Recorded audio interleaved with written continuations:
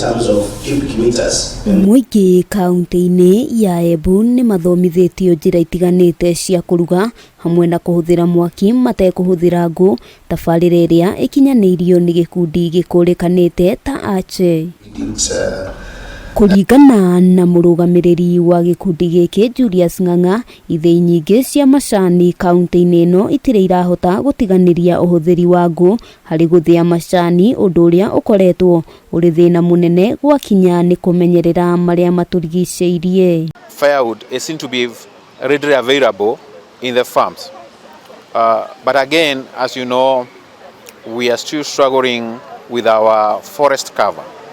And therefore, we need to really reduce the consumption of firewood as a fuel. Ng'ang'a augĩte tabarĩra ĩno ya kũhũthĩra hinya wa kĩrĩu ĩrateithĩrĩria mũingĩ kũhũthĩra indo itiganĩte gũthondeka mwaki, agĩtarĩria ithĩi itanyihĩire 22 cia macani hamwe na mĩciĩ makĩria ma 30,000 nĩo mahĩmbĩirie tabarĩra ĩno. A kilo of biomass is more expensive compared to a kilo of firewood, but it goes a long way.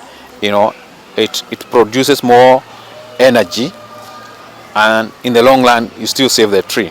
We want them to also to understand the use of or the importance of climate change regarding their tea business.